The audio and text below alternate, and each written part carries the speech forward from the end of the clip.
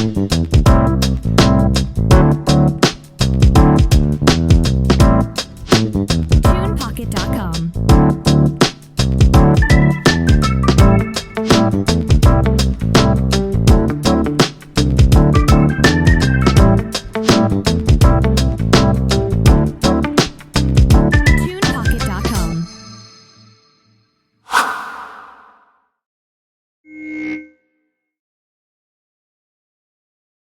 Good day, and welcome to the Sean Farrell podcast. I am Sean Farrell. God is great all the time.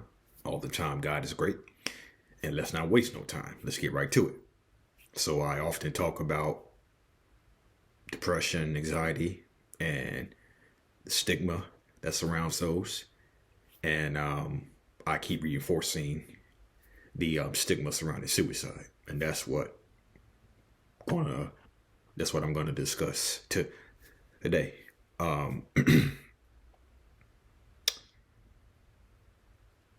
The stigma surrounding suicide is really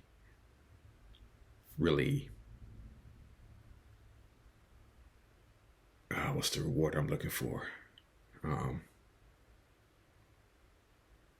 Can be devastating. It can be devastating to the people who deal with it, and it makes people suffer in silence even more.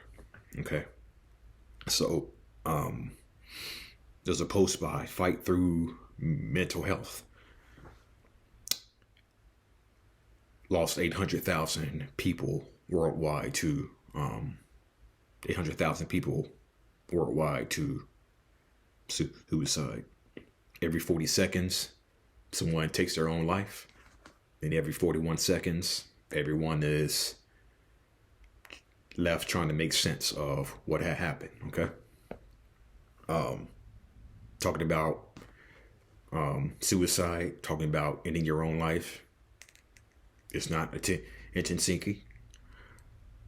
People die in silence every day due to judgment. Suicide prevention begins with all of us. Okay. No, that's kind of what I said at the suicide prevention walk in October. Suicide prevention is a team game. Talk about mental health. Talk about depression. Check in on loved ones, okay? Real conversations. Talk saves lives. Be the voice. Speak up for somebody who can't. Who suffers in silence. Speak up for those people, okay? I was recently watching a video. I was watching a video. And unfortunately, one of the highest rated ages for suicide is middle-aged Americans. No, middle-aged Americans, but middle-aged white males have a much higher risk. Okay. But that's the U.S. population as a whole when it comes to risk of suicide. Okay. I remember I was recently watching a video where this guy who is 56, he's a professor in Kansas City, I believe, if I'm not mistaken. Okay. He's a professor. And when he was 6 years old, he accidentally stepped in front of a bus. And it was the first in 10 attempts of suicide. This guy, who is now 56, was telling his story. Said he attempted suicide 10 times. Okay. And he is like 5 years removed from his last suicide attempt. Okay. So, he accidentally stepped in front of a bus when he was 6. And, attempted suicide 10 times, 5 years removed from his 10th suicide attempt. And so, I remember also seeing this lady whose husband was a doctor. This lady whose husband was a doctor, a very successful doctor. Her husband died by suicide. And she recalls being angry, confused, all the emotions that you feel when a loved one ends their life by suicide. And she remembers feeling all the emotions that you feel. And she said, since there was a stigma surrounding suicide, she said her husband died of a heart attack instead of saying her husband died by suicide. Okay. So,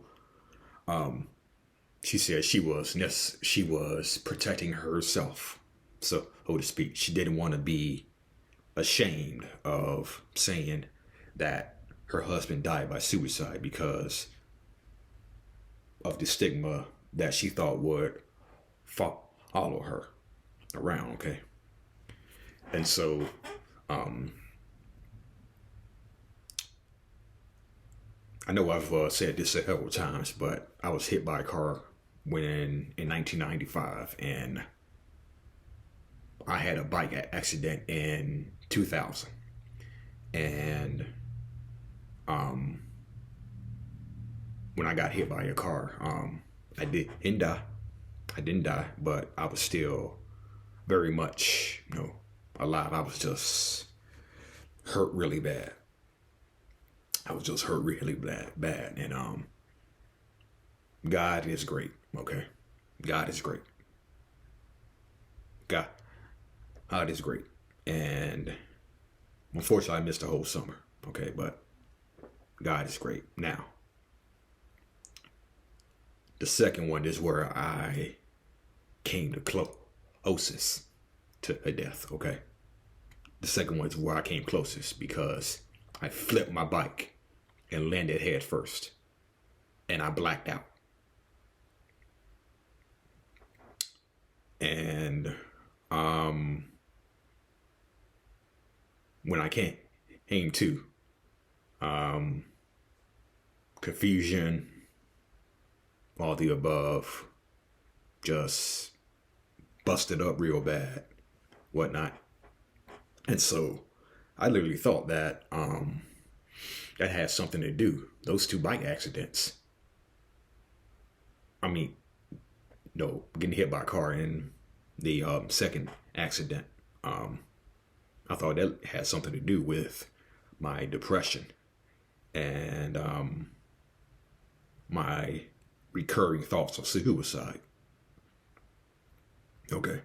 And so had an MRI on my brain, ran some tests on my brain a few years ago, talking about that may have something to do. And if they found something, that would give me clarity that I need. Okay. But the doctor said they found nothing. My brain is like perfectly fine, but I believe landing head first at the age of 14, I think that did something. I think that did something to my brain, okay? Because I wasn't wearing a bike helmet and I landed head first, okay? But anyway, this is the stigma surrounding suicide.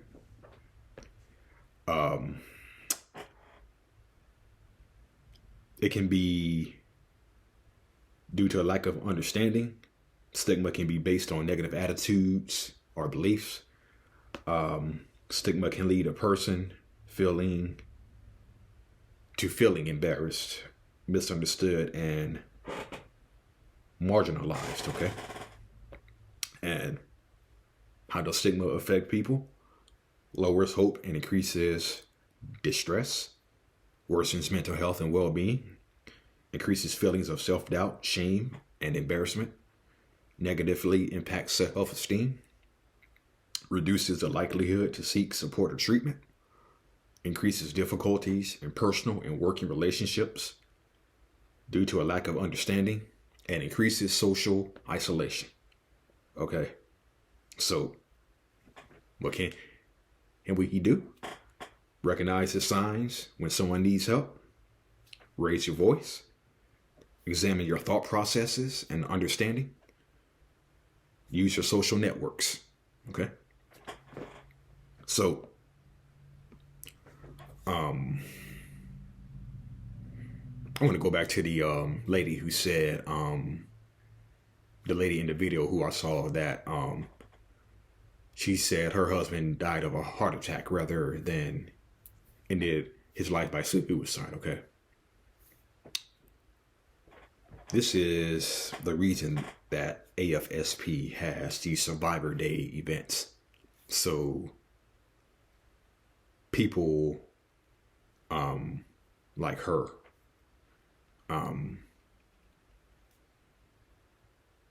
can be in a can tell their story to other people without fear of judgment, stigma, or whatnot. And Survivor's Day was created for the guy that I just mentioned who attempted suicide 10 times. The 56-year-old guy who attempted suicide 10 times in his life. Okay. So that's why we have Survivor Days. So you can talk with other survivors about just about your experiences, your emotions, the pain that you felt, the anger that you felt, the sadness that you felt.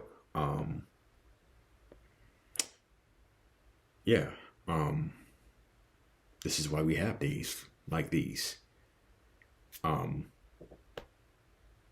It's a good way to erase the stigma. Okay, it's a good way to erase the stigma. Not just among, not just here among us in America, but around the world too. And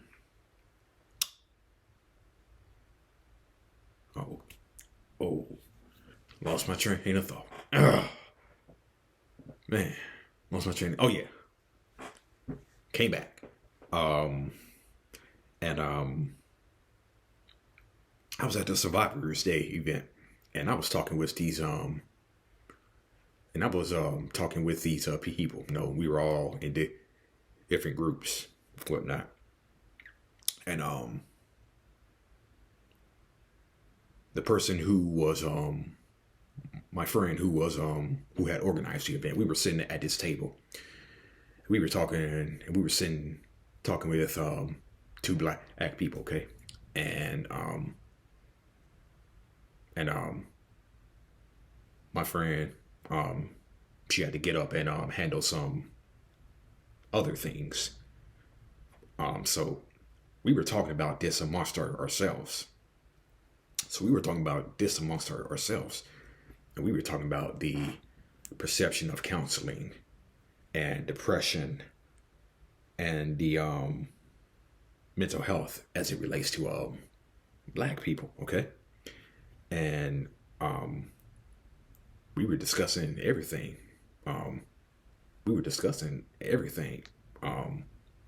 Black people don't sometimes see counseling as weakness. Black people sometimes, more often than not, think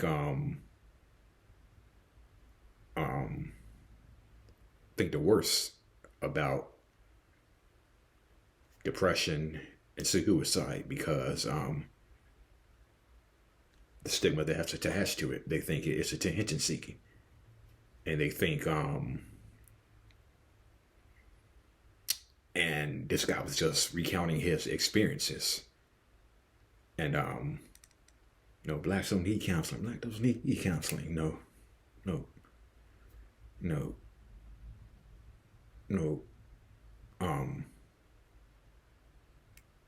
All you need is just pray about it, whatnot. Okay. It is good to pray. Yes, it's good to pray, but it's also good to have other reinforcements around you who can continue to encourage you and keep you, and just keep you in that positive lane, in that recovery lane as much as possible. So praying about it is good. Praying to God is good. Excellent. I do it. Okay? I do it. But again, you're not meant to fight battles alone. Okay? You're not meant to fight battles alone. Okay? So it's good to have reinforcements who can check on you, ask you how your day's going. How are you feeling? Do you need anything? Do you need to talk about anything? I'm here for you. So, yeah. So,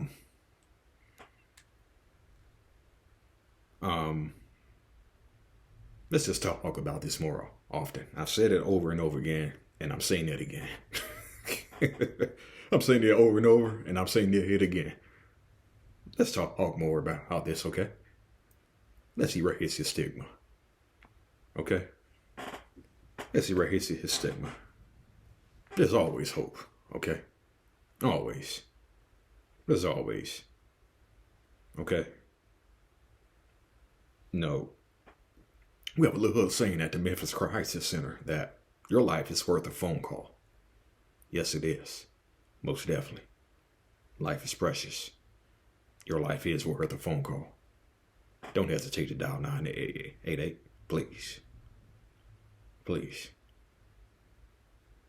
People who dial, I saw in the video, people who call 988, the suicide risk goes way down. Way down. They feel better. Okay?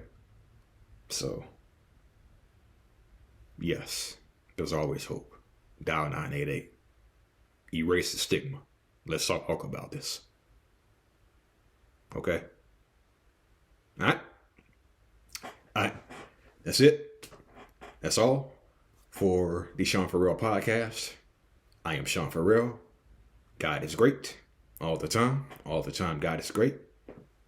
I'm gone. Peace out. God bless.